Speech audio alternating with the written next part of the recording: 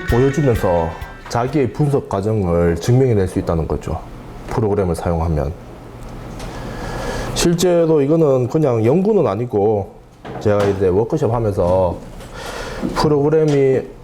프로그램을 통해서 분석을 어떻게 하는지를 이제 쭉 하기 위해서 그냥 해놓은 건데,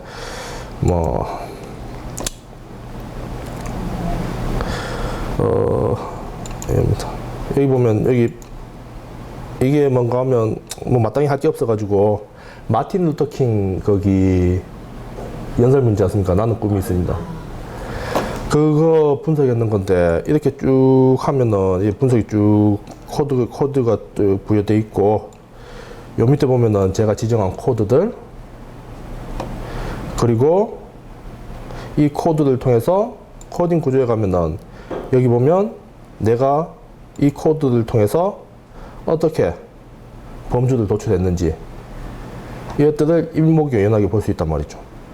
그리고 여기서 이제 글쓰기도 할 수 있고, 이거는 내일 보면 다 할 수 있는 거지만 코딩 목록도 확인할 수 있고.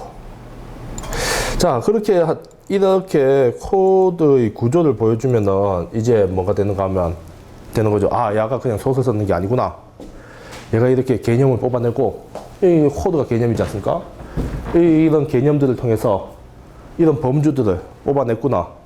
이런 범주들을 통해서 어떤 피라미드 구조 형식을, 물론 이걸 조금 더 뒤에 가지고 더 얘기할 거지만, 이런 무슨 어떤 시각적인 도형 형태로 이렇게 제시할 수도 있지만, 이제 이런 것들을 이제 내밀 수 있단 말이죠. 잠깐만, 저기 지금 그럼 저 하이라키에서 예. 그러면 한형사, 청중현, 도함 이런 변인의 요인으로 청중, 과거, 약속 이렇게 했잖아요. 예. 이게 이 파란색을 한 건가요? 아니면 제가 놓은 거죠. 그럼 이게 마인드맵이랑 이런 거랑 뭐가 달라요? 프로그램 마인드맵? 네.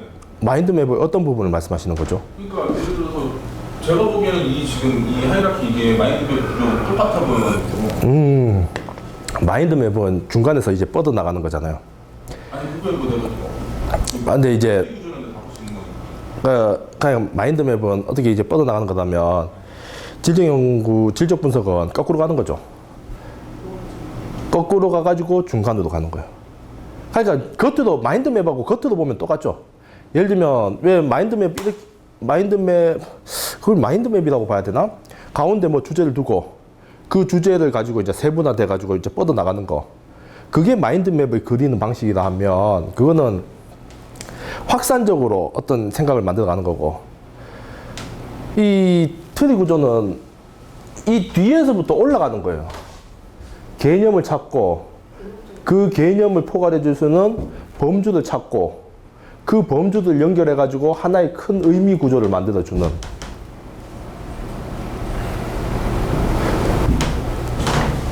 아니 그거는 예를 들어서 마인드맵이 방금 전에 말씀 이런 구조, 트리 구조도 있는데 예. 설정하기 따라 다른데요. 예. 만약에 처음에 핵심 키워드부터 이렇게 퍼져나간다, 스프레드된 트리 구조다라고 하면 두 번 작업하면 저렇게 되는 거 아니에요?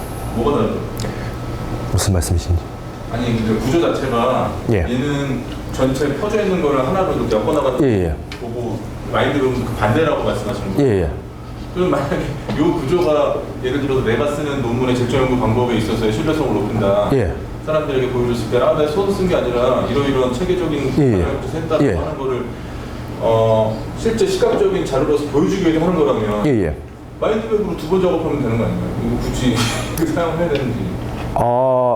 엄밀히 얘기하면은 지금 이제 어떻게 보면 좀 근원적인 질문이라고 할 수 있는데, 그러면 질적 자료 분석 프로그램이 이 정도밖에 해줄 수 없다면, 그거 사람이 그냥 직접 예를 들면 엑셀을 사용한다든지 혹은 한글을 사용한다든지 그렇게 하면 되지 않느냐?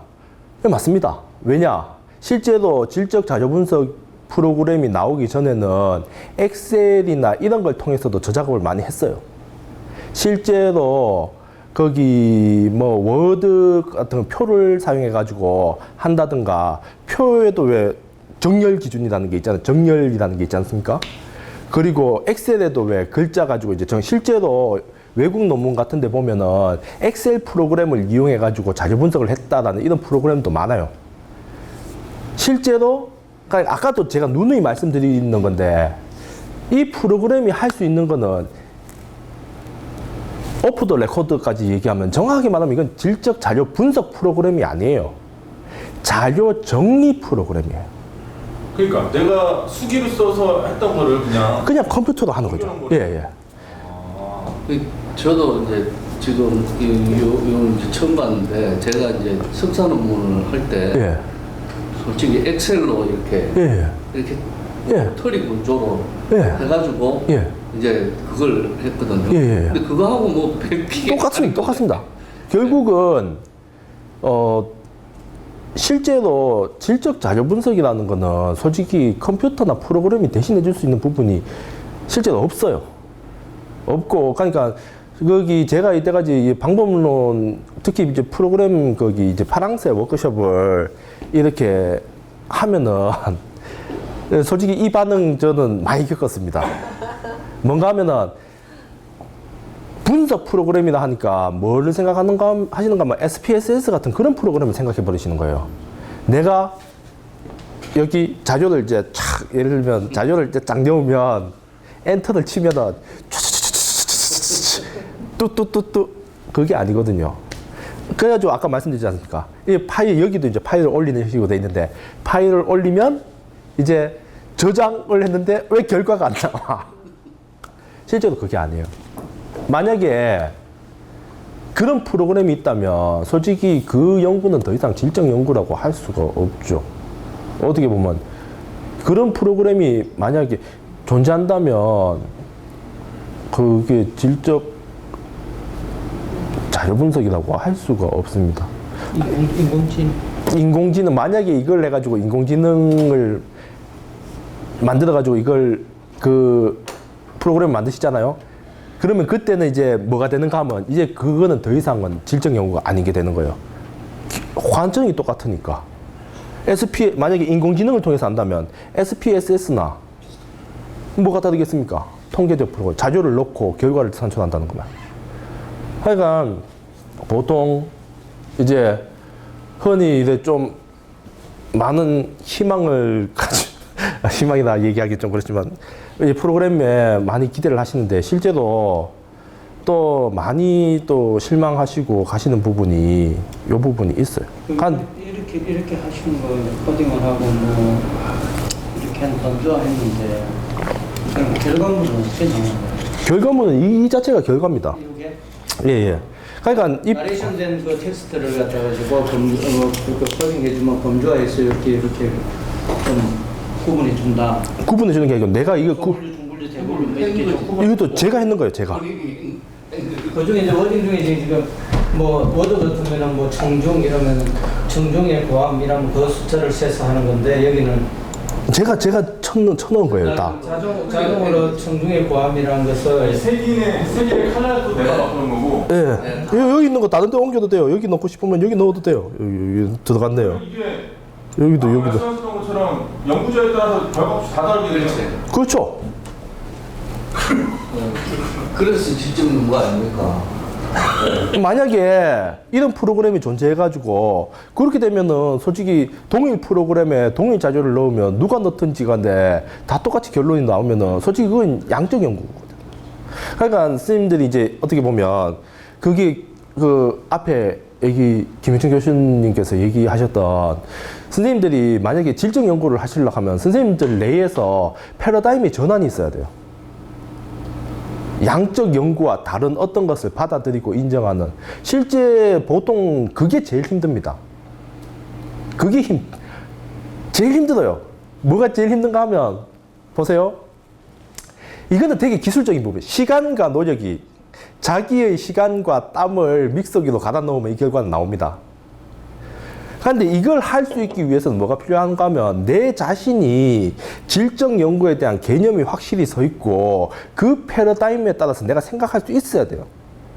그게 없으면 뭐가 나오는가 하면 되게 피상적이고 재미없고 그런 질적 연구만 막 나오는. 최근에 질적 연구 이거는 뭐 이게 잠시 얘기가 나왔으니까 조금 제가 혹시라도 딜레이 되면 뒷부분은 또 시간이 되시면 다 해드리겠습니다. 말씀드리면 최근에 어떤 정말 피상적이고 의미 없는 그런 질적 연구문들 많이 나오고 있어요. 왜 나오는가 하면은 그분들은 패러다임 전환은 안 되고 질적 연구 기법만 해가지고 하니까 뭐 의미 있다기보다는 그냥 뭐 단순하고 누구나 그냥 정리된 현상의 정리 정도만 하면서 그냥 논문이 양산돼. 패턴이니까 예를 정확하게 한번 들어주실래요? 그런 예가 뭐가 있는지. 굉장히 많은데. 아, 예, 제가 얼마 전에 그 얘기, 제가 이제 보통 보면 이제 다른 선생님들, 이제 어떻게 제가 이제 논문도 내고 하니까 이제 선생님들이 이제 전화나 메일을 주셔가지고 자기 연구에 대한 조언을 이렇게 하시고 하는데 그분 연구 주제가 뭐예요? 이거 잘라주셔야 됩니다. 그분 연구 주제가 뭐였는가 하면은, 그 대학생들의 그런 창업이었어요. 창업이었는데 너무 이래 정말 그냥 그 창업의 과정만 나열해 놓은 거예요. 모르는 사람도 쉽게 할 수 있는 재밌는 주제 같은 것도 없고 아니면 표현이라도 좀 재밌게 하든지 그냥 학과에 왔는데 불만이 생기고 취업에 대한 불안 뭐 창업을 하고 그냥 어떤 사건을 시간 순서대로 그냥 나열해 놓은 그 선생님이 그게 박사 논문 주제였는데 박사 논문 쓰시는 중이었는데 거기 제가 몇 번이나 말씀드렸어요. 선생님의 논문은 좀 분석의 치밀함이라든지 연구 주제에 대한 치밀함이 좀 안 보인다. 이거는 솔직히 이 전공 안 한 사람이라도 그냥 실제 선생님의 논문은 굳이 연구할 필요 없이 그냥 대충 예상해보면 이거 나오겠는데요. 왜? 본인이 질적 연구를 처음 하면서 이런 패러다임의 전환 없이 그거는 어떻게 보면 그냥 양적 연구하고 똑같아요. 그냥 실증적으로 나열해 놨는 거예요. 그러면 생각하시기에 거기에 어떤 게 들어가는 건지? 일단은 먼저 이 현상에서 가장 핵심되는 것이 무엇이냐 일단 그거부터 정해야겠죠. 그런데 그분은 그냥 쭉 나열식으로 그냥 쭉 해놓으셨더라고요. 그래서 제가 그 말씀까지 드려요. 선생님의 연구 주제가 거기 창업인데 그분이 또 창업은 또 하여간 위치가 되게 이상했어요. 선생님의 연구 주제가 창업인데 그 창업이 그 가장 핵심적인 주제도 들어가야 되는데 왜 또 창업은 저 앞쪽에 있어요 하니까 그 선생님이 이 정리를 하다 보니까 이렇게 됐다. 그러니까 제가 진짜 솔직히 제가 좀 말을 이제 그분에게 예의를 갖춰서 얘기했죠. 선생님 이거 제가 괜히 돌려 얘기했다가 선생님이 오해하시거나 그러면 그게 더 나쁠 것 같아가지고 선생님 제가 직접적으로 말씀드릴게요. 조금 이제 배제를 해주세요 하고 나서 그 선생님한테 얘기하니까 선생님의 논문은 정확하게 얘기하면 질적 연구라고 할 수 없다. 선생님은 그냥 선생님이 발견했는 걸 그냥 나열했을 뿐이다. 이 연구는 그래가지고 이제 지도 교수님하고 합의가 됐느냐? 합의가 됐다면 뭐 통과하는 거니까 상관없다. 그런데 내가 봐서는 만약에 그 담당 교수님, 그 지도 교수님이 질적 연구에 좀 아시는 분이고 좀 이래 좀 지도에 의지가 있으시면은 이 논문 갖고 가면 분명 까인다. 통과했습니다. 예? 통과됐어요. 그다음부터 연락 없으시던데요. 대부분 이래 싫은 소리를 하면 그다음부터 연락을 안 주세요. 포괄적이라는 얘기신 거예요? 아니면 특정 주제에 좀 포커스를 맞추는 게 좋겠다는 얘기신 거예요? 그러니까 차라리 좀 더 질적 연구에 닿으려면 어느 깊이 들어가가지고 거기에 대해서 좀 자세히 살펴보던가. 예를 들면 창업이라는 것라고 얘기하고 싶으면 예를 들면 창업 과정에서 학생들은 어떠한 고난에 직면하고 어떻게 그것을 넘어서고 그 속에서 어떤 감정적인 갈등과 자기 자신에 대한 뭐 어떤 좌절과 그리고 거기서 어떻게 벗어나고 그렇기 때문에 이 연구가 가치 있게 되기 위해서는 학생들이 그러한 과정에서 치열하게 창업을 하고 있으니까 그 과정에서 우리가 무엇을 제공해야 돼? 우리 국가나 사회 혹은 우리 학교라는 것이 그런 정말 그 벼랑 끝에 있는 그 창업 대학생들한테 손을 내밀기 위해서는 과연 그 친구들한테 우리가 과연 어떤 도움이 줘야 되는가, 그걸 심각하게 고민해야 되는데 그 논문은 이렇게 해서 창업을 한다였어요. 그건 솔직히 의미 없는 거죠. 저 그러면은 이게 이거 좀 다른 얘기인데요. 이 파란색 2.0 쓰는데 라이센스 비가 얼마죠? 이건 말씀드리지만 저는 이 이익관계하고 아무 상관없고요. 저는 개발에 참여하실 분이고, 이 가격은 1년에 35만 원입니다. 그러면 비싸죠. MB보가 보통 얼마나 해요? 지금 150만 원 정도 하는 걸로 알고 있거든요. 그러니까 제가 궁금한 게 그런 거예요. 예. 이게 그냥 이렇게 목록화해서 나열하고 예. 또 본인이 직접 하는 거고 그런 거라면 왜 그 돈을 주고 뭐 써야 되죠? 솔직히 맞습니다. 그러니까 솔직히 맞아요. 왜냐하면 실제로 옛날에는 그냥 수기도 다 했던 거예요. 옛날에는 그냥 수기도 다 했고, 실제로 저거를 예를 들면 저 노력을 하는 게 100이다. 그러면 한 120, 130 정도의 노력을 투자하면은 솔직히 저 과정을 프로그램에 도움 없이 다 할 수 있어요. 선생님도 엑셀 프로그램으로 했다고 하셨지 않습니까?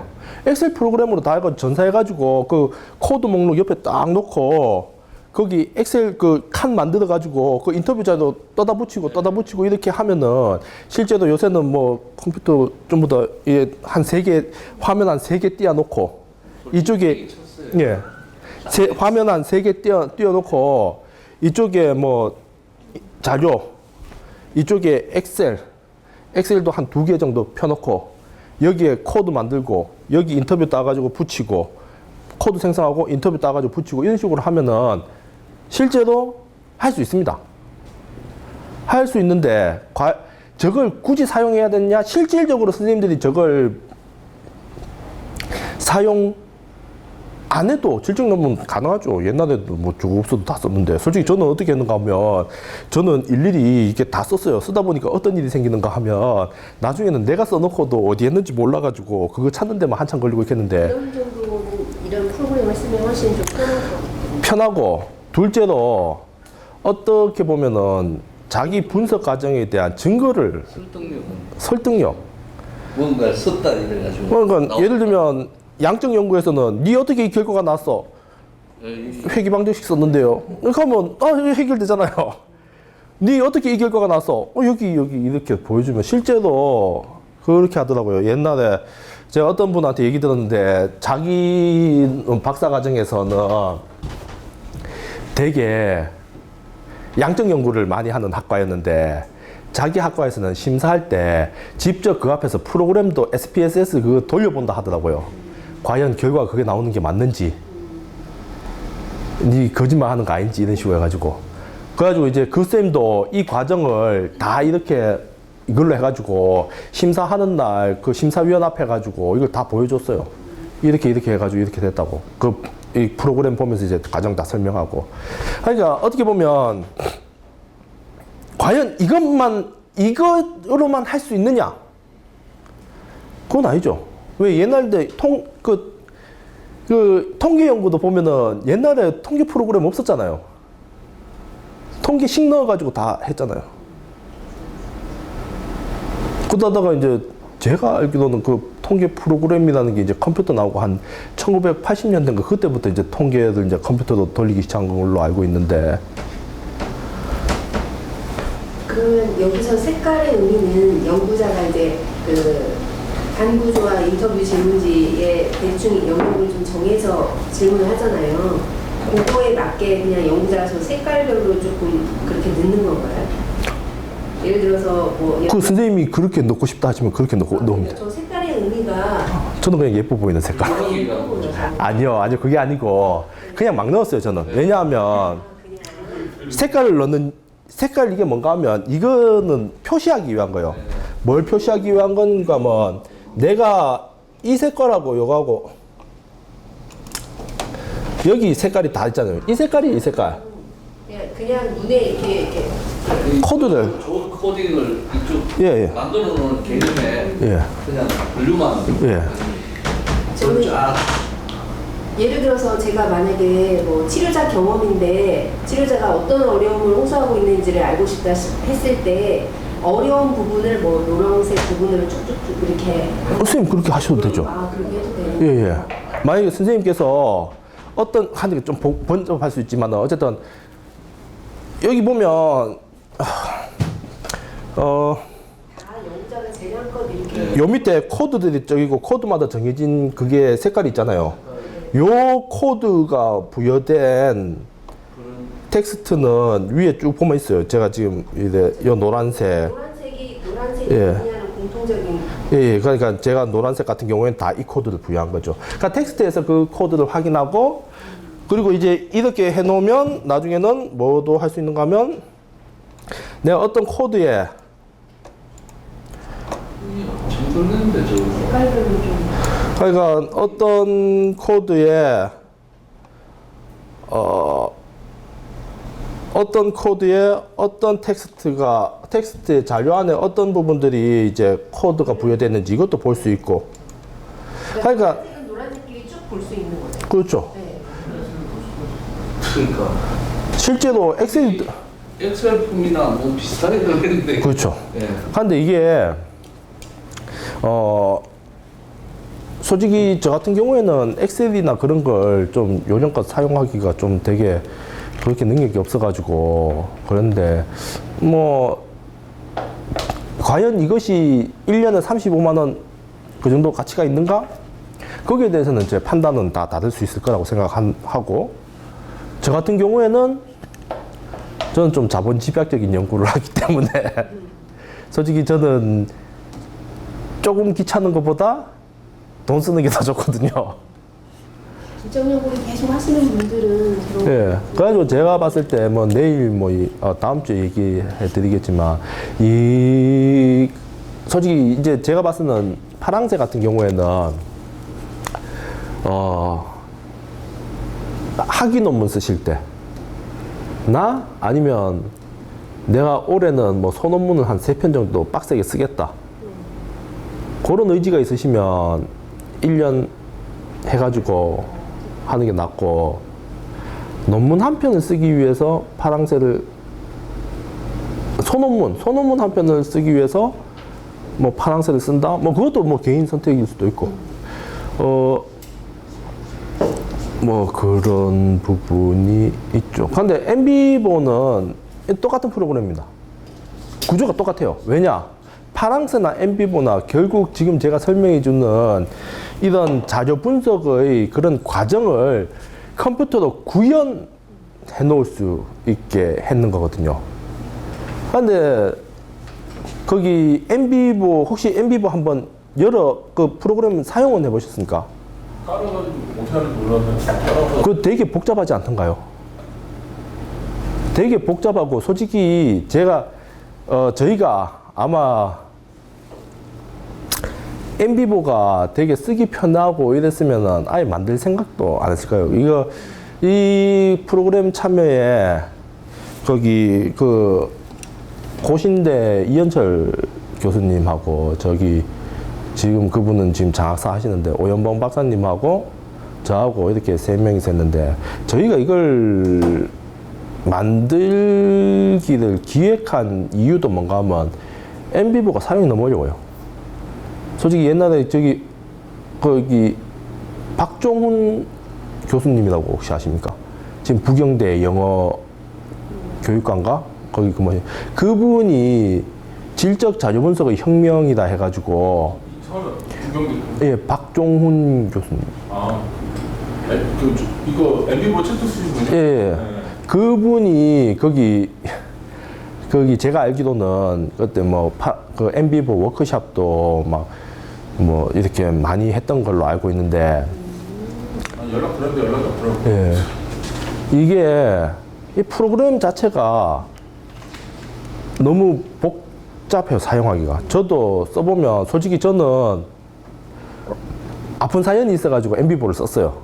실제 저는 파랑새를 가지고 박사 논문을 쓰고 싶었는데 왜냐 그게 훨씬 MB보다 파랑새 그게 훨씬 사용이 편하고 아마 선생님들 내일 선생님들한테 다음 주 다음 주에 이제 파랑새 먼저 설명하고 MB부 그 다음에 이제 할 예정인데 아마 파랑새 먼저 설명하고 나서 MB부 설명 들으시면 MB부를 사용하겠다는 생각이 아마 싹 사라지실 거예요. 왜냐하면 하는 일은 똑같은데 사용 방법이 너무 복잡해요. 똑같은 거예요. 똑같은 거. MB부나 파랑새나. 그래가지고 이제 했는데 저희가 파랑새를 만들려고 기획했던 것도 뭔가 하면 유저 프렌들리라고 해야 되나? 사람들이 쓰기 쉽게. MB부가 너무 사용이 너무 복잡하니까 그렇게 했던 거고. 어떻게 이제 질적 자료 분석 프로그램에 대한 궁금증은 다 풀리셨습니까? 네. 결과물이 이거예요. 예, 결과물. 물론 여기서 프로그램 안에서 뭐 다음 주에 설명드릴 거지만 여기서 좀 더 나갈 수 있고 지금 저희 파랑새 같은 경우에는 이 안에서 글쓰기까지 다 할 수 있습니다. 이 안에서 글쓰기가 좀 편하게 할 수 있죠. 그 공간을 기능을 거기 글쓰기 기능 같은 경우에는 제가 이제 이거는 꼭 넣어야 된다고 우겨가지고 이제 글쓰기 기능이 들어갔는데 저 마지막에 보시면 글쓰기라는 뒤에서 두 번째. 이렇게 이제 코딩하고 검조하고 해서 약간 도표로 보여준다든가 그러면 워드 클라우드처럼 뭐 성공의 포함 뭐한 100번 나오 제일 많이 나왔으니까 횟수 곱하기 해서 글자의 크기를 가운데 흐름으로 표시하면서 너는 이제 폰트가 뭐 20으로 나타내고 저희가 영화는 좀 더 다음이니까 뭐 18포인트나 폰트가 나타내고 그런 뭐 도표가 된다든가 가시적으로 그림이 나온다든가 그런 거네요. 저희가 그렇게 다양한 그래픽은 솔직히 구현하지 못했고요. 이 정도 그거는 이제 구현하고 있죠. 빈도수. 색깔을 분류해서. 예, 예. 이 색깔도 뭐 착각해서 노란색으로 아까 그 하이라이트를 해야 되는데 예. 초록색으로 하이라이트 해주고 이 색깔이 너무 많았어. 이거 어떻게 다 기억해? 아니요, 이거는 색깔에 따라 차이가 있는 게 아니고 코드입니다. 코드. 연구자가 코드 해놓은 거. 예, 예, 예. 아니 아까 그 뭐 나레이션 된 그 텍스트 그 로드이터에다가 아까 하이라이트를 하신다고 그랬잖아요. 예. 저 컬러로. 예. 또 지금 개수문에도 대략 한 10몇 개 되는데 또 뭐 예를 들면 청정하게 고하면 나는 노란색을 했는데 뒤에 가다 보면 청정하게 고하면 빨간색이 되어버릴 수도 있고 보통 하이라이트 하다 보면은 박사 논문을 쓰시면 박사 논문 정도를 이제 질적 연구를 하신다. 그럼 코드가 대략적으로 한 250개 정도가 나옵니다. 그럼 워드 가지고 차라리 그 워드에서 청정하게 고함 찾기를 해서 탁 나오면은 노란색, 또 다음 찾기에서 노란색, 다음 찾기에서 노란색 쫙 그렇게 하면은 청정하게 고함하면 워드가 지금 저 문장이 한 2000문장이 되는 단어 중에서 청정하게 고함이 105개 뭐 150개 나왔거나 딱 워드에 나타나잖아요. 예. 워드 수하고 예. 그걸 조금 더 좀 이렇게 범주화시키는데 수작업할 거를 좀 이렇게 컴퓨터가 알아서 좀 정리해준다. 예. 이렇게 해서 이해하면 되는 거예요. 아니요. 이거 워드, 그러니까 워딩 자체를 카운팅한 게 아닙니다. 이건 실제로 질적 연구에서는 저 파랑새는 그 워딩을 카운팅하는 기능이 없어요. 왜냐하면 MB보는 그러니까 그 말 자체를 카운팅하는 서칭 정도는 있어요. 근데 그건 한글에서 돼요. 한글에서도. 예. 근데 저희가 이 파랑새에다가 그 워딩을 카운팅을 안 넣은 이유가 뭔가 하면 솔직히 그것도 넣으려면 넣을 수 있거든요. 실제로 그거 넣는 거 물론 이 프로그램 자체는 이 프로그램도 저기 부산에 있는 소프트웨어 회사에 용역 줘가지고 만든 건데 거기에 이 기능 넣어달라고 하면 넣어주거든요. 할 수 있는데 의미가 없어요. 질적 자료 분석에서 단순한 워딩은 의미가 없습니다. 그러니까 크게 오해하시는 부분이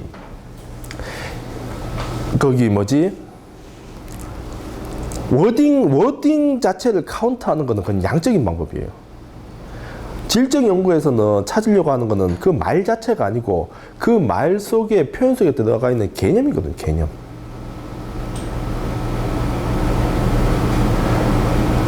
좀 제가 너무 좀 실망을 시켜드린 게 아닌가. 실증 연구의 그뭐 뜻은 그냥 뭐 예. 연구와 다르게 약정 연구는 정형적인 예. 숫자로 통계적으로 나타내는 거지만 실증 연구는 뇌파하고 이런 뭐 비슷한 워딩이라도 뇌파는 그 설문서를 잘해서 예. 연구자가 어떻게 이제 뭐 결론을 예. 하는 쪽으로 좀 이해가 되는데 예. 이 파랑새만 봤을 때 예.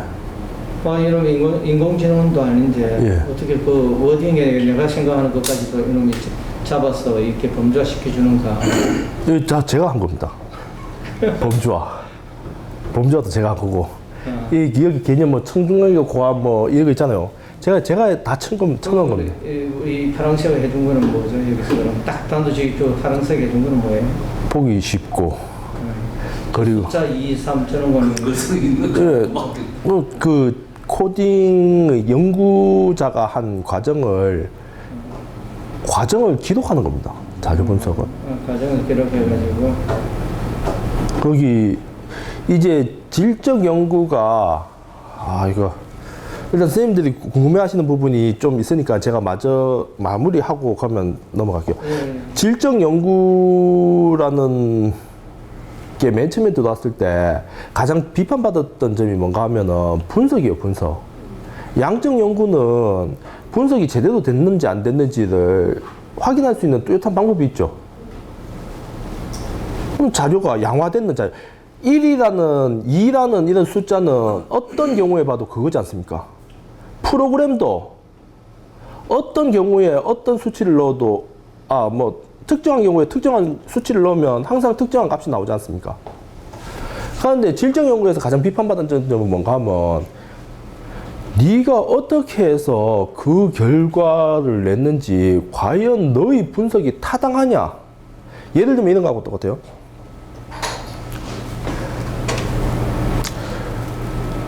거기 예를 들면 제가 좀 극단적인 예를 가지고 오면 벤치에 남녀가 앉아 있다. 그럼 그걸 분석한다. 그러면 그걸 보고 이런 걸 보니까 이렇게 분석하고 이렇게 걸 보니까 이렇게 분석하고 옆에 있는 사람이 네 얘기 틀렸다고.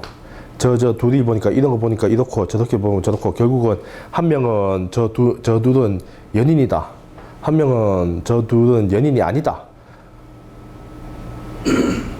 그렇게 봤을 때 나의 그런 추론 과정의 타당함, 그걸 증명하는 거, 과연 숫자로 된 것이 아니고 그렇게 어떤 기술적으로 분석하는 것이 과연 타당한 것이냐에 대한 반발이 가장 컸다는 거죠.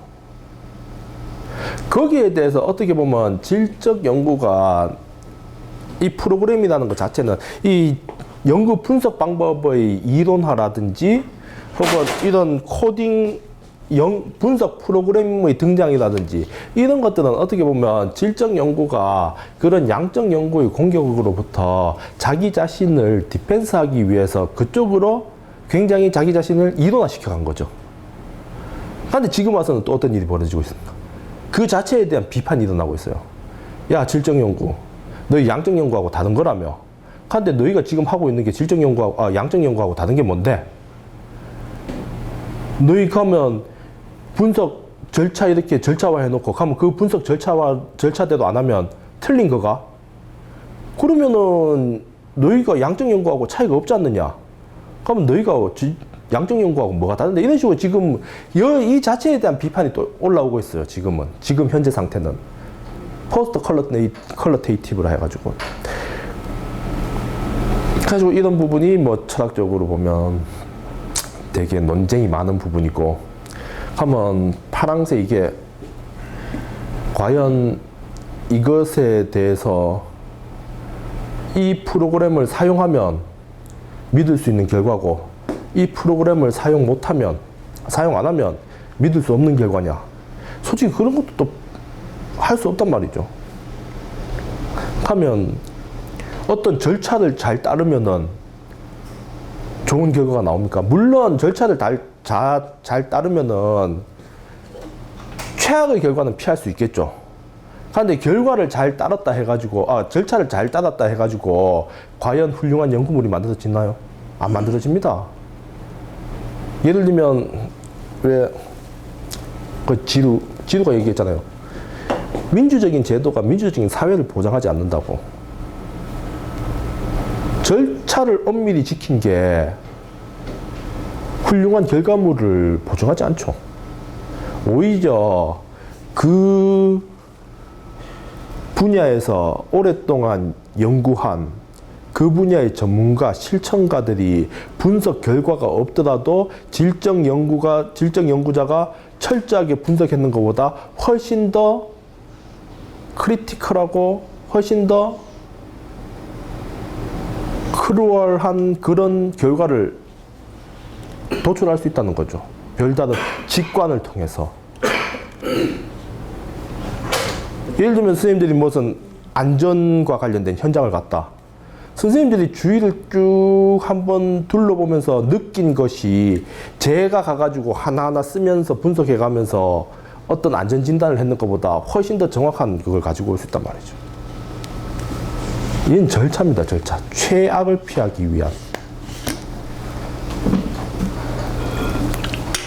저는 항상 얘기합니다. 어디 분석에 가면 보통 항상 워크숍 말미에 얘기하는데 오늘 좀 빨리 나왔는데 절차에 대해서 이렇게 얘기를 하고 있는데 이 절차라는 것은 나중에 선생님들이 논문을 쓰셨을 때 자기의 논문을 디펜스 하기 위한데 굉장히 유용하게 쓸 수 있지만 이 절차를 잘 따르는 것 자체가 훌륭한 결과를 보장해 주지 않습니다.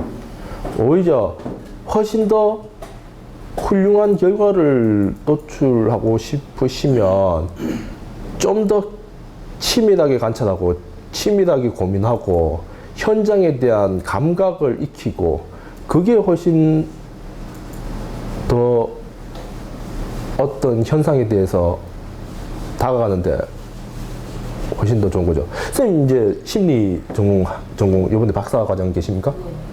박사 과정 계시면 선생님 지금 이런 거죠. 한번 현장에 계시면서 지금 대학원에 선생님이 현장에 계시면서 박사 이제 현장을 바라보시는 게 거기 풀타임으로 대학원을 다니고 있는 그 박사들보다 훨씬 더 좀 재밌는 그런 결과를 도출해낼 수 있을걸요.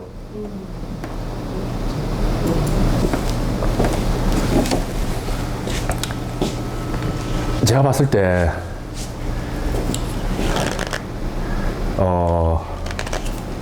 조금 선생님들 혼돈시켜 드린 것 같은데 마지막에 얘기하려고 했는데 절차에 너무 집착하시기보다는 절차라는 것은 나중에 자기 결과에 대한 어떻게 보면 이론의 틀을 입히는 게 굉장히 유용하게 사용하시는데 절차에 집착하시기보다는 오히려 내가 무엇을 찾아야 되는가 거기에 집착하시라. 그 요즘에 거기 이제 유행하는 말이 뭔가 하면 그 theory as method라고. 이제는 옛날에는 메소드가 방법, 절차 이런 것을 의미했다면 이제는 그런 절차가 아니고 이론이 하나의 방법의 역할을 해가지고 그 연구를 이끌어 나가는 그런 것에 요즘은 좀 흐름이 또 질적 연구에서 넘어가고 있단 말이에요. 어떻게 좀 의문이 좀 풀리셨나요? 이렇게 얘기하고 나니까 이 다음부터는 별로 의미가 없어지는데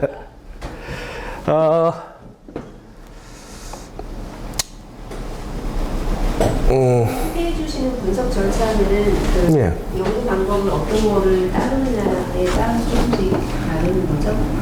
예. 그러니까 보통 이제 선생님들이 옛날에는 학위 논문 같은 경우에는 옛날에는 학위 논문이 그냥 질적 연구라는 말로 퉁쳤습니다. 뭐에 대한 질적 연구 뭐 이런 식으로. 그런데 요즘에는 이제 박사 논문 좀 올라오면 솔직히 좀 더 세련화가 돼요. 문화기술지적 연구라든지 현상학적 연구라든지 근거 이론적 연구라든지 이제 그냥 질적 연구로 퉁치지 않고 좀 더 세분하게 들어간단 말이죠. 그런데 그러면 내가 근거 이론 연구를 하고자 한다. 그러면 근거 이론과 관련된 방법론적 그런 철학을 따라가야지 그게 근거 이론 연구가 되는 거지. 단지 근거 이론 분석 절차를 가져왔다 해가지고 근거 이론 되는 게 아니고, 예를 들면 이거는 이거 분석에 대한 이야기를 해야 되는데 자꾸 얘기가 딴 데서 했는데, 예를 들면 문화기술지 하는 사람하고 근거 이론 하는 사람하고 현상학 하는 사람하고 연구 방법은 다 똑같습니다. 근거 이론도 인터뷰하고 참여 관찰하고 자료 모아가지고 개념 뽑고 범주화 해가지고 결론 갖고 와요. 현상학적 연구도 마찬가지입니다. 참여 관찰하고 인터뷰하고 분석하고 결론 내고, 뭐 문화기술지도 마찬가지, 다 마찬가지입니다. 그러면 이런 방법론, 그래가지고 전에 어떤 분은 이렇게 얘기하시더라고요. 얘기 들어보니까 하는 거 다 똑같네.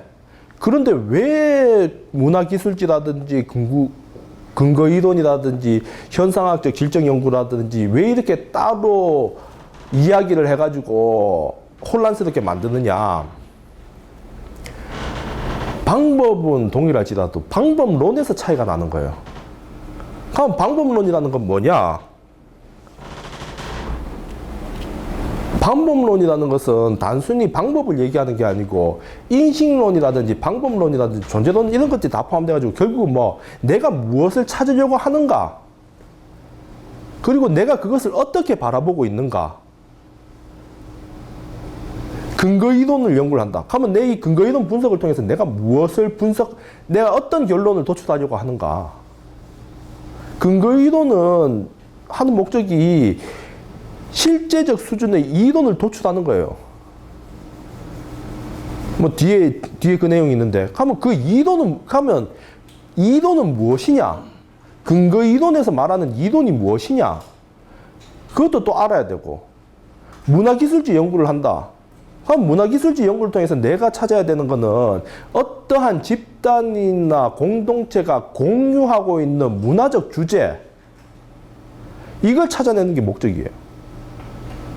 현상학적 연구는 경험, 그것이 경험되어지는 그 순간의 경험을 찾아내는 게 현상학적 질적 연구의 목적이고, 방법이 비슷하다 보니까 선생님들이 연구를 하시면서 자꾸 아무거나 갖고 와가지고 하시는데, 실제로 어떤 방법론을 선택한다.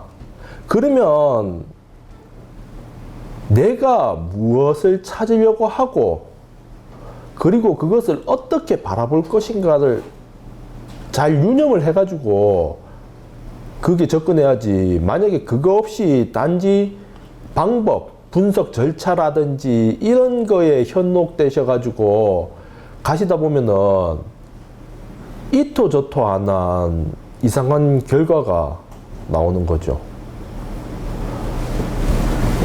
그러니까 안 그래도 이 부분에 대해서는 내가 뒤에 좀 얘기 드리려고 했는데, 그러니까 실제로 너무 기법에 너무 치우치면 아무것도 안 됩니다.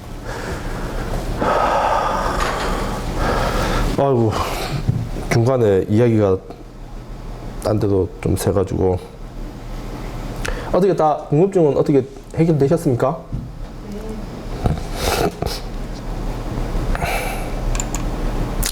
그러니까 현상학적 연구도 아까 그 근거 이론 그거 했는 것처럼 했는데, 현상학적 연구도 이거 결국은 마찬가지예요. 데이터를 반복적으로 읽고 의미 단위에 따라서 자료를 분류 병합하고, 물론 현상학적 연구는 조금 차이가 있습니다.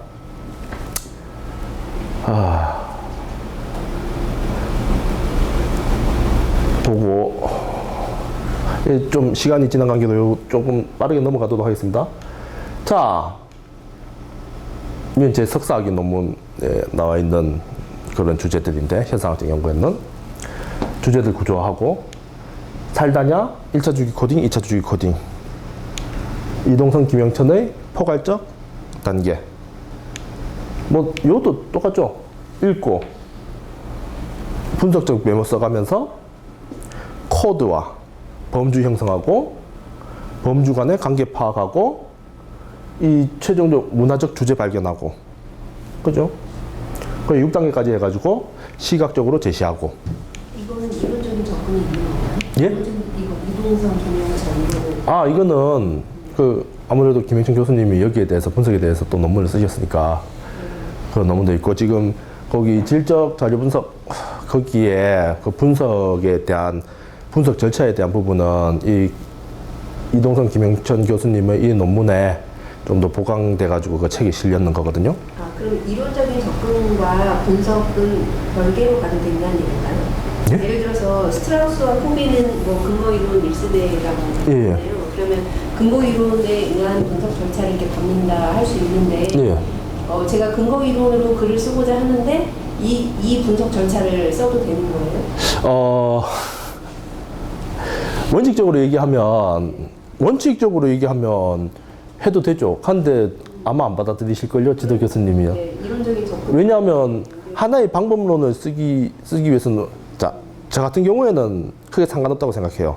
왜냐하면 이건 방법일 뿐이니까. 크게 상관없다고 보지만, 이론적으로 엄밀함을 추구하는 그런 분들하면, 야, 네가 근거 이론을 썼으면 글레이저의 방법이나 스트라우스 앤 코빈이나 차마지의 방법을 써야지, 왜 문화기술지에 있는 그 분석 방법을 가지고 와가지고 네가 쓰고 있냐, 뭐 이렇게 얘기할 수 있단 말이죠. 그래서 두 분이 어떤 이론적인 걸 새로 만드셨나요? 포괄적으로. 포괄적. 예. 이런 과정을 다 포괄할 수 있는. 그래서 이런 질적 분석 절차들의 특징을 보면은 자료를 쪼갭니다. 그죠? 쪼개가지고 거기에다가 개념을 딱딱딱딱 부여하죠. 그리고 개념된 거를 또 이제 범주들로 합치죠. 쪼개고 합치고. 그리고 개념 도출하고 범주 도출하고 구조화하고 문화적 주제로 넘어가는 일련의 귀납적 과정이 일련적으로 쭉 나타나는 거죠. 자, 그렇게 본다면 이제 질적 자료 분석의 일반적 과정은 이렇게 밑에서부터 위로 올라가는 과정이라고 할 수 있는 거죠. 자료가 있으면 이 자료로부터 거기 개념을 도출하고 그 개념에 이제 코드를 부여하고, 코드 범주를 구성해 가지고 주제 구조를 만들고, 거기에서 전체적인 어떤 그 현상과 관련된 문화적 주제라든지 경험의 구조라든지 혹은 뭐 생애의 전체적인 구조라든지 이런 것들을 최종적으로 도출하는 거죠. 이 과정을 이제 개념화, 범주화, 구조화, 주제화로 일련적으로 나타내 볼 수 있다는 거죠. 그러면 이게 질적 연구에서는 주제를 그럼 처음에 정하지 않고 연구가 들어가는 건가요? 일본 양적 연구 같은 주제를 정해놓고 예. 그 서론을 갖고 연구 방법이라든가 해서 예. 연구를 하고 뭐 이론적 연구를 하고 뭐 예. 나가잖아요. 예. 지금 이 도표만 봤을 때는 주제가 맨 마지막에 정해지는 걸로. 그래서 분석을 통해서 최종적으로 이 현상을 아우를 수 있는 전체적인 하나의 큰 주제. 논문에서는 논문의 주제가 되는 거죠. 논문의 주제이자 나중에는 논문의 제목이 되겠죠. 그렇죠. 그럼 시작할 때는 연구를 시작할 때는 예를 들면 이 우리 클래스의 그 학습 분위기에 대해서 연구를 해오겠다는 그런 개념만 가지고 이렇게 시작하고. 그렇죠. 물론 그렇게 시작해야 되는데 실제적으로 이제 연구 계획서를 쓰거나 이렇게 할 때는 뭐 분명한 어떤 가상적인 주제, 가주제를 하나 가지고 시작하는 건가요? 네, 그렇게 하지만 또 질적 연구의 특징이 뭔가 하면 유연한 설계입니다. 유연한 설계. 예, 질적 연구에서 농담으로 이런 얘기가 있어요. 무슨 얘기인가 하면 연구를 하다 보면은 거기 연구를 쭉 하다 보니까 처음에는 연구 문제가 바뀌더라. 연구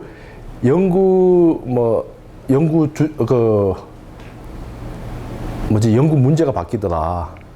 나중에 논문 제출할 때 보니까 연구 주제가 바뀌더라. 나중에는 연구 제목이 바뀌더라. 그 연구 현장으로 들어가기 전 물론 우리가 아무 생각 없이 들어가지는 않습니다. 선생님도 아무 생각 없이 일단 연구 대략적인 큰 틀을 가지고 계시잖아요. 그런데 실질적으로 들어간다 보면은 그 틀을 벗어나는 게 별 의미가 없다면, 별 재미없는 거라면 그냥 선생님 거를 고수해 볼 수도 있겠죠. 그런데 들어갔더니만 훨씬 더 재밌는 게 있더라 하면 뭐가 되는가 하면 이제 탐구 방향이 바뀌는 겁니다. 예를 들면 어떤 사례를 말씀드리면 뭐 책에도 있는 사례인데 어떤 쌤이 학원 탐구를 하러 들어갔어요.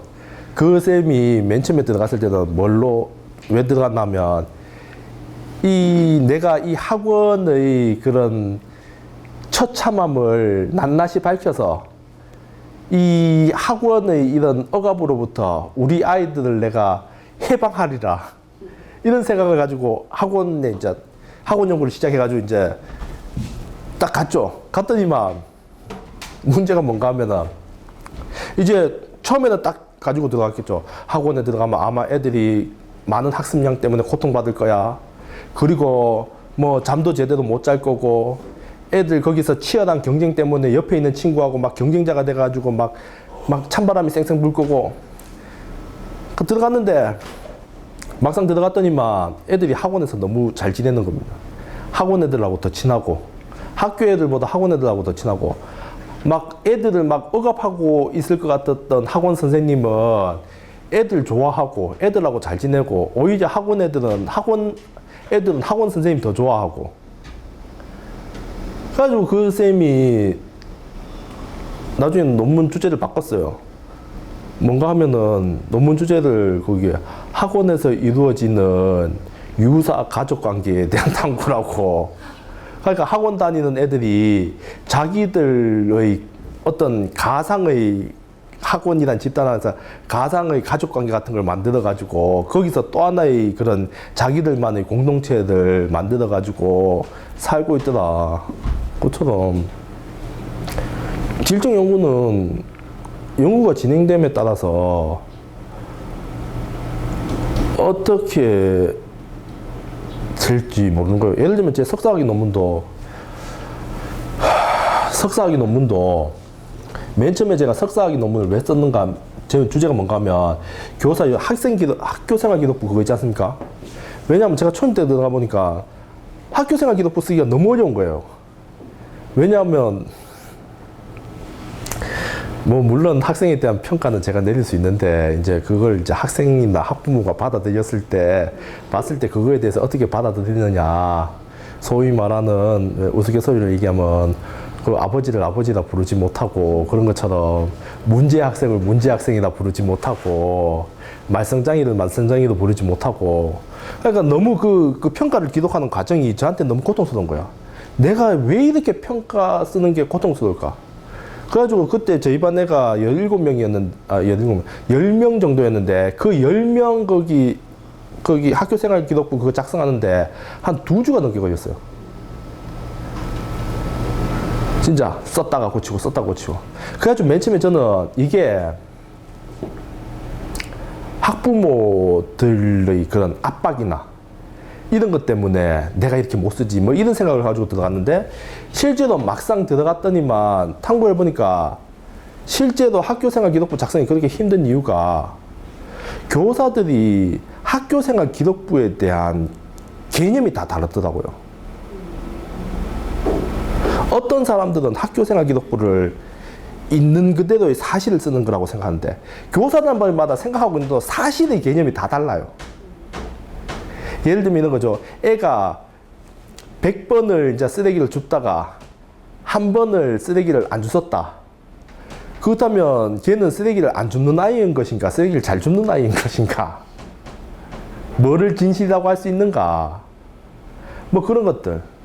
그런 것들이 교사가 학교생활 기록부에 대해서 어떻게 정의 내리고 있는가에 따라서 실제로 학교생활 기록부를 쓰는 과정 자체가 달라지고 그 속에서 경험하는 경험 자체가 달라지더라는 거죠. 그래서 논문은 어떤 결론을 내시고? 그래가지고 논문은 첫째로 이제 학교생활 기록부에 대해서 다른 개념이 존재하고, 그리고 또 그 과정에서 원래 제가 그 논문을 되게 장엄하게 시작했었는데 어쨌든 그 과정에서 교사한테 수많은 그런 압력이 가해지고, 거기서 교사는 살아남기 위해서 여러 가지 전략을 쓰고, 그러다 보니까 이제 그 결과로 한 명의 학생에 대해서 이제 서로 다른 2가지 평가 기록이, 하나는 공식적인 생활 동지표로 나가는 거, 2번째는 이제 교사들 사이에서 공유되는 그런 두 가지의 평가가 존재하고 그런 과정을 통해서 교사는 거기에 대해서 좀 더 그 과정에서 긍정적인 경험을 한 교사는 오히려 평가에 대해서 더 신경 쓰면서 더 잘 적으려고 노력하는 반면에 거기에 대해서 좀 부정적인 경험에 많이 노출된 교사는 결국은 뭐 눈 가리고 아웅하는 거다. 뭐 그냥 적당히 써주면 듣기 좋아하는 그 좋은 말 써주면서 그냥 뭐 쓰지 뭐 이런 식으로 해가지고 이런 교사의 경험이 실제 교사의 학교생활 기록부 작성 과정에 그렇게 영향을 미치고 있다. 그게 그거였죠. 되게 별거 없는 논문이었습니다. 이렇게 그래가지고 주제라는 거. 그냥 이걸 방금 선생님이 얘기하신 거를 조금 요 뒤에 있는데 분석적 메모는 좀 이따 하겠습니다. 이렇게 갈 수 있는 거예요. 뭔가 하면은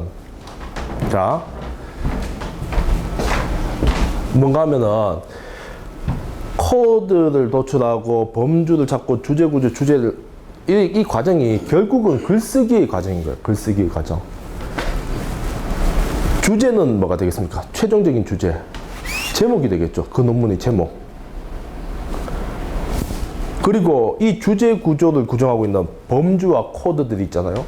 이 범주는 뭐가 되겠습니까? 1장, 2장, 3장이 되겠죠. 그리고 이 코드들은 각 절이 되겠죠. 이 논문 구조지 않습니까? 질적 논문의 구조예요. 장, 절. 그죠? 그러면 여기에 분홍색 이론적 메모. 그러면 이게 뭘까? 보겠습니다. 이론적 메모, 분석적 메모라고 불리기도 하는데 뭔가 하면은 결론적으로 분석을 하던 과정에서 연구자의 해석이나 이런 걸 다 기록해 놓은 거예요. 예를 들면 분석을 하지 않습니까? 거기서 이제 어떤 텍스트에 대해서는 연구자의 해석이나 기술이 있겠죠. 예를 들면 자꾸 좀 너무 좀 우울한 주제를 가지고 얘기하는데 예를 들면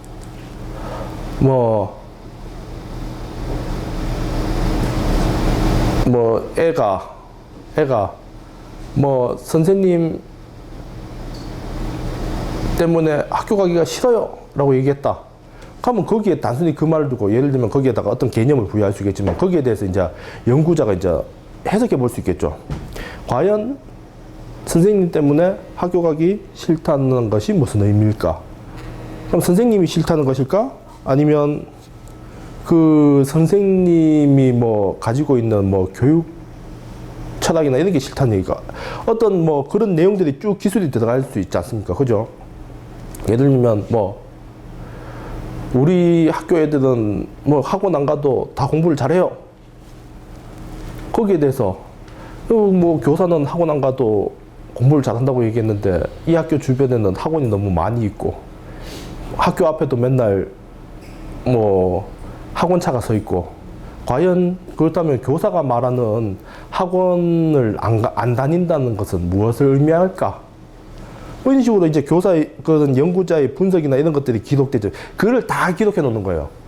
각 개념이나. 그래가지고 뭔가 하면은 그 내용을 그대로 해당 부분에 쓰는 거죠, 이제.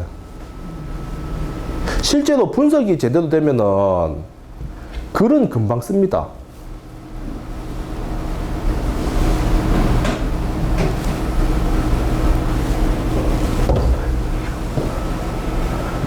실제로 이제 이 과정을 거기 파랑새에는 이 과정을 할 수 있는 걸 해놨는데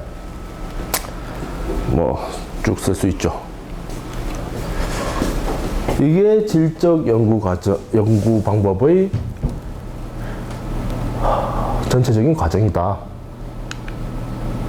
코딩과 코드. 이 부분 실제로 이제 스님들이 이제 코딩과 코드라는 개념이 있는데 이건 그러면 선생님들이 이제 분석은 뭐고 코딩이나 코드는 뭐냐? 코딩이라는 것 자체가 어떤 개념을 도출하고 그 개념들을 조직해가는 어떤 개념을 조작하는 일련의 과정을 코딩이라고 할 수 있습니다. 그러다 보니까 이렇게 좁게 보면은 이 코딩의 과정 자체가 코딩의 과정이라는 게 분석의 한 영역일 수도 있고, 넓게 보면은 분석 그 자체를 이제 코딩 과정이라고 얘기할 수 있죠. 실제로 근거이론 분석에 보면은 결국 분석이라는 말은 코딩과 동일한 의미로 사용될 수 있거든요. 혹시 코딩이라는 얘기 이전에 한번 들어보셨습니까? 네. 코딩. 이 넓은 의미의 분석은 그러니까 분석 맨 처음에 얘기했던 자료로부터 일련의 그런 이야기나 이론을 뽑아내는 일련의 과정 전체를 분석이 난다고 했지 않습니까?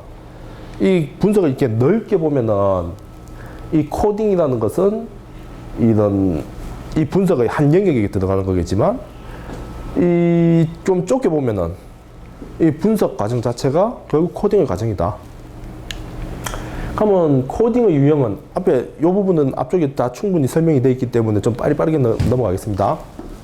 먼저 코딩의 방법은 개념 도출로서의 코딩, 범주 도출로서의 코딩, 의미구조 도출로서의 코딩, 주제의 기술로서의 코딩. 이렇게 앞에서 얘기했던 개념화, 범주화, 구조화, 주제화 이렇게 갈 수 있는 거죠. 자, 그러면 개념 도출로서의 코딩이 뭐냐? 가장 하위 수준의 말 그대로 개념을 도출하고 그 개념에 이름 붙이는 게 바로 개념 도출로서의 코딩입니다.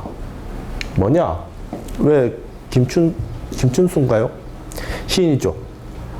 내가 너의 이름을 불러주었을 때 그는 나에게로 와서 꽃을 지었다.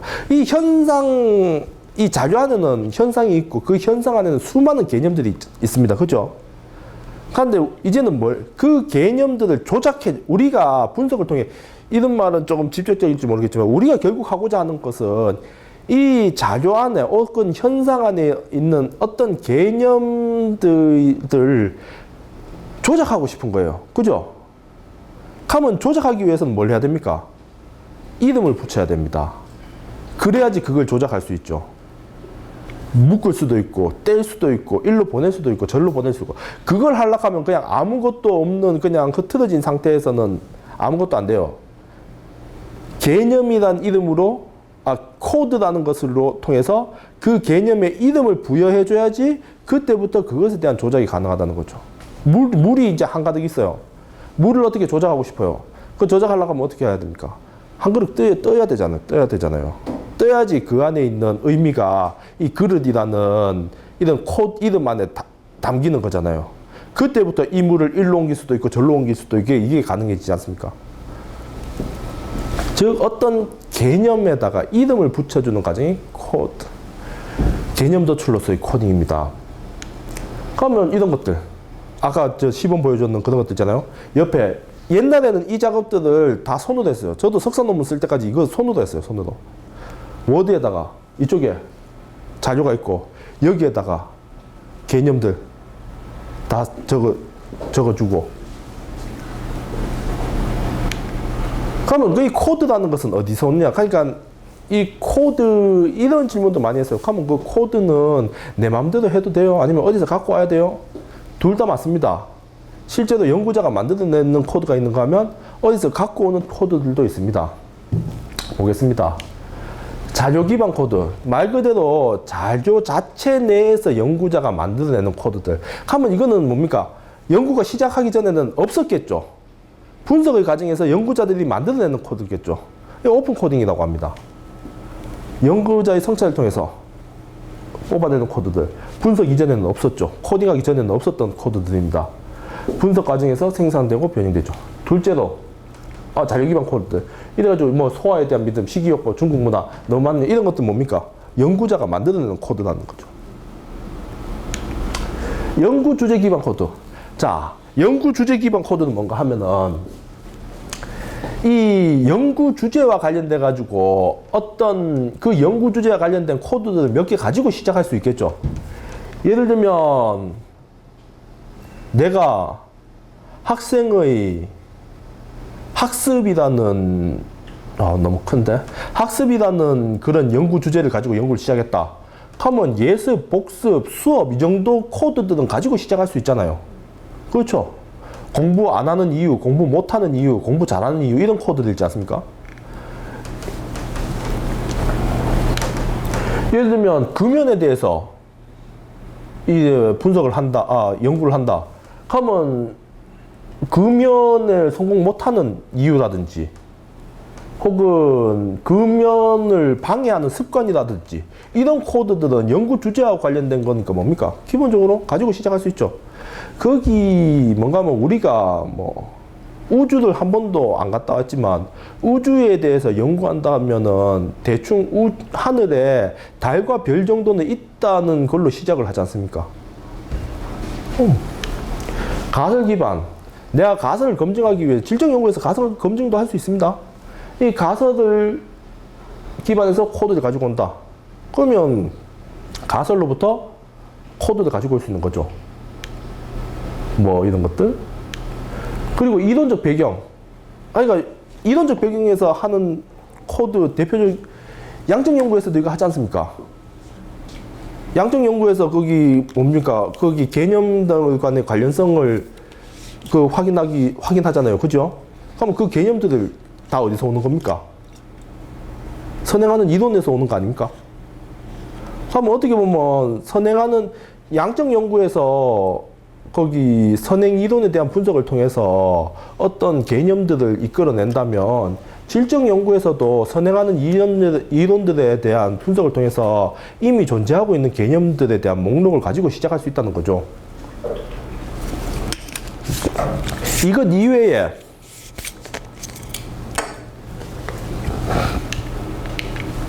이외에 뭐 이미 남들이 코드북이라는 게 있습니다. 이미 남들이 사용한 혹은 문헌으로 이미 나와 있는 그런 코드들을 자기가 갖고 와가지고 그걸 쓰는 것도 가능해요. 누가 예를 들면 어떤 문화인류학자가 뭐 아시아 뭐 저 서사모에 있는 그런 사람들의 삶을 연구하기 위해서 일련의 코드 목록을 가지고 연구를 했다. 그러면 나는 이걸 가지고 저기 우리나라의 제주도에 사는 사람들, 토박이들의 삶을 이 코드를 가지고 와가지고 한번 분석해 보겠다. 실제로 그거 됩니다. MCU라고 하나? MCU. 그죠. 말이 비슷한데. 이게 워낙에 잡다한 것들에 대해서 많이 그걸 하면 명칭을 까먹어요. 저기 무슨 문화인류 스탠포드인가? 스탠포드 문화인류학과에서 그 문화기술지 연구를 위해서 제공하고 있는 코드 목록도 있습니다. 그러면 그 어떤 사람이 거기 새로운 인류라든지 현지인의 문화를 연구하기 위해서 그 문화적 그 코드 목록을 가지고 와가지고 연구가 또 가능한 거예요. 그러니까 코드는 연구자가 만들어낼 수도 있고 외부에 있는 것도 갖고 올 수도 있고 그렇게 되는 겁니다. 그러니까 선생님 이런 얘기를 들으시면 어떻게 보면 굉장히 혼란스러울 수 있어요. 뭐가 혼란스럽냐? 야, 그러고 보니까 질적 연구도 다 하면 된다 하고 다 해도 된다 하고 그러면 안 해야 되는 게 뭐냐? 실제로 질적 연구에서는 타당성만 증명된다면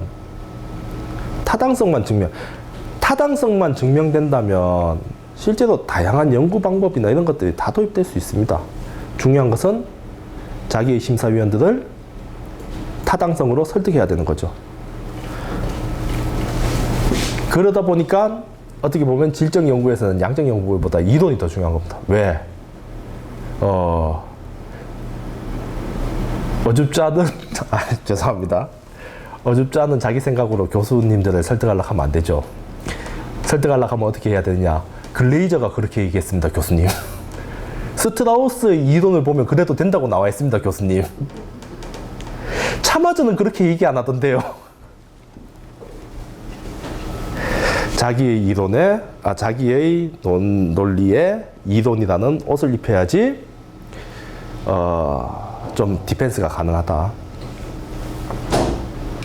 그래서 선생님들이 이제 요런 책 같은 거 있잖아요. 이런 책 같은 거를 한 권좀 가지고 계시는 게 중요해요. 왜냐? 이걸 가지고, 이건 오프 더 레코드입니다. 이걸 가지고 공부하라는 게 아니에요. 이걸 사전처럼 보는 거예요. 사전처럼 물어보고, 야, 여기 보니까 스트라우스가 이렇게 얘기했구나. 참고 문헌에 스트라우스 땡땡땡땡. 뒤에 참고 문헌 목록 보낸 책도 친절하게 나와 있죠. 이렇게. 니가 왜 이렇게 했노? 스트라우스가 그렇게 하라고 해도 된다 그랬습니다. 글레이저가 그렇게 해도 된다 그랬습니다. 근데 그 두 사람은, 글레이저는 살아있고 스트라우스는 이미 죽었으니까 어떻게 반박도 못 하겠죠. 그러니까 좀 이론을, 뭐 물론 연구의 질도 중요하지만 이론을 좀 현명하게 사용하면은 뭔가 디펜스나 이런 거에 좀 유용하게 사용할 수 있다. 자, 코드의 역할, 뭐 다 아시겠지만 개념, 뭐 개념에 대한 이름 붙이기도 사용될 수도 있고, 정보를 숨기거나 전달, 예를 들면 사람 이름, 뭐 나이 이런 것도 넓은 의미에서 다 코드에 해당하는 겁니다. 뭐 이런 나이, 학년, 성별, 성격, 성향 이런 것들도 전부 다 이 구조적 코드라고 하는데 어떤 정보를 표현하는 하나의 코드로서 역할을 하고 있죠. 그리고 인덱스 역할을 하는 거, 뭐 인덱스는 아시죠? 예를 들면 아까도 보여드렸다시피 거기 파란색 여기도 보면은 코드 하나 치면은 그 코드와 관련된 그런 자료들이 쭉 나오지 않습니까? 인덱스 역할을 한다는 거. 그리고 범주 도출로서의 코드, 아까 다 설명드렸죠. 범주 도출. 여기서 중요한 거는 단순히 공통점이나 이런 것들이 아닙니다. 단순한 공통점 이런 것들이 아니고 그 밑에 하위 주제들을 포괄할 수 있는 메타 코드여야 돼요. 예를 들면 거기 이제 제가 이제 그 석사 논문 쓰면서 쭉 해보니까 선생님들이 보니까 어떤 선생님들은 진짜 학교생활 기록부에 대해서 이거는 진짜 사실을 기록하는 것이다 이렇게 생각하는 분들도 계시고, 어떤 분들은 학생들의 뭐 지향점을 제시해 주는 것, 어떤 선생님은 학생들의 뭐 추억을 뭐 이렇게 생각하시는 분도 계시고요. 어떤 분은 이런 건 일종의 회초리 같은 역할을 해야 된다 이렇게 생각하는 분도 계시고, 그러면 그런 것들을 다 포괄하기 위해서 메타코드를 만들어야 되는데 그 공통점이 없잖아요. 그래서 제가 그것에 대한 메타코드를 뭐를 만드는가 하면, 교사는 생활기록부에 대해서 다양한 뭐 정의를 가지고 있다. 이걸로 나머지 코드들을 다 포괄하는 메타코드를 만들어주는 거죠. 예를 들면 뭐 이런 개념들이 쭉 있으면 학생들의 쉬는 시간 활동이라는 메타코드를 부여할 수 있다는 거죠. 뭐 되게 무미건조한데 선생님들이 질적 연구는 진짜 말 몇 마디도 진짜 승부가 나는 것 같아요. 좀 더 예술적이고 매력적이고 그런 표현을 한번 분석의 과정에서 한번 고민해 보시는 게 나중에 매력적인 질적 연구 논문을 만드는데 크게 도움이 됩니다. 범주 도출, 코드에서 범주 만들어내는 거. 의미 구조, 아까 말씀드렸죠? 자, 뭐 예를 들면 원인, 일단 범주가 다 나왔지 않습니까? 범주 도출까지 하면은 범주는 다 나왔죠. 그러면 이 범주들이 어떻게 연결되는가? 의미를 구조하는 겁니다. 그런데 이 의미 구조가 보통 트리 구조를 이렇게 많이 생각하시는데 실제로 그 의미 구조를 구성하는 방법이 여러 가지가 있을 수 있습니다. 예를 들면 가장 대표적인 게 트리형 구조죠. 뭐 이런 것들, 노령 여성 우울증 환자들의 체험, 뭐 이런 체험들이 있고 이렇게 트리형으로 이렇게 구조될 수 있지 않습니까? 그리고 또 다른 게 뭔가 하면 프로세스형 구조. 예를 들면 뭐 생애사라든지 혹은 이런 것들은 뭡니까? 어떤 A, B, C, D 순차적으로 지나가는 그런 프로세스형 구조. 뭐 이거는 뭔가 하면 이제 그 노인들이 운전면허 취소 왜 우리나라에도 뭐 계속 이게 적성 검사 받고 해가지고 이게 뭐 운전면허가 회수당하는 그런 경우가 있지 않습니까? 그런 제도가 있지 않습니까? 이건 캐나다에서 이제 운전면허를 취소당한 그런 노인들의 경험에 대해서 이렇게 경험이 이렇게 프로세스형으로 지나가더라. 그리고 순환형. 이거는 프로세스하고 또 비슷하지만 계속 반복된다라는 그런 성격을 강조할 때, 예를 들면 뭐 교사의 뭐 수업 준비라든지 이런 거, 뭐 하루 뭐 직장 내 일상적 미팅의 실제에 대한 연구, 뭔가 뭐 이제 직장에서 그냥 스탠드업 미팅이라고 하죠. 그냥 지나가다가 이렇게 만나가지고 이제 간단하게 이루어지는 미팅이 그 어떻게 이루어지는가, 그 순환형 계속 반복되는 모습으로. 그리고 패러다임 모형은 이제 근거 이론에서 뭐 어떤 범주들을 이런 식으로 구성해 나가는 거죠. 중심 현상이 있고, 중재적 조건, 맥락적 조건, 인과적 조건, 작용, 반작용, 결과, 이런 식으로. 보통 그 근거 이론 같은 경우에는 이게 항상 있습니다. 스트라우스 앤 코빈에 따라서 이제 근거 이론을 하면은 대충 이런 패러다임 모형으로 범주를 하는, 이런 것들이 다, 요 밑에 있는 이것들이 다 뭐겠습니까? 이게 다 뭔가 하면 연구자들이 도출되는 범주들이에요. 이 범주들을 이 패러다임이라는 이 틀 안에 집어넣는 거죠. 중심 현상은 일탈행동, 인과적 조건으로서 학습 능력과 학습 태도 교류, 청성교육이 발달에 따른 부작용. 그러면 여기에서 어떤 맥락이 필요한가? 학교 적응 어려움, 갈등 어려움. 그러면 여기서 어떤 중재가 들어가는가? 교육에 참여, 존중, 변화를 이끌어내는 프로그램, 선생님과 부모님의 변화, 학교의 도움 들어가가지고 작용, 상호작용, 뭐 노력해가지고 결과, 생각과 행동의 변화와 학교 생활과 대인관계의 적응, 이뤄내는 이런 현상을 포괄하는 이런 실제적 수준의 이론을 만들어내는 거죠. 복합적 구조, 이거는 뭐 여러 가지 프로세스도 들어가고 뭐 굉장히 복잡하게 들어가는, 실제로 보면은 굉장히 복잡하게 그걸 해놓은 그것들도 있습니다. 뭐 이런 것도 뭐 비교적 복잡한 편에 속하는 거죠. 예를 들면 무슨 뭐 안전에 관한 거나 하면은 뭐 긴급 상황의 의사결정 과정에 대한 연구, 그런 경우는 이쪽에 되게 많지 않습니까? 뭐 위급한 순간에 의사결정은 어떻게 일어나는가, 그런 것들. 주제기술로 그래가지고 결국 그런 의미 구조를 전체를 포괄할 수 있는 주제이자 논문의 제목이 이제 결정나는 거죠. 예를 들면 뭐 있을까? 뭐 상실과 회복, 뭐 안전,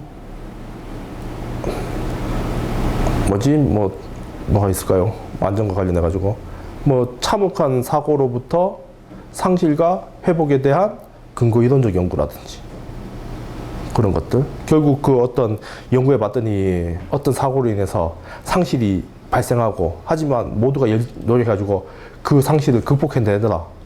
그러면 뭐 현장 화재로 인한 상실과 회복에 대한 근거 이론적 탐구라든지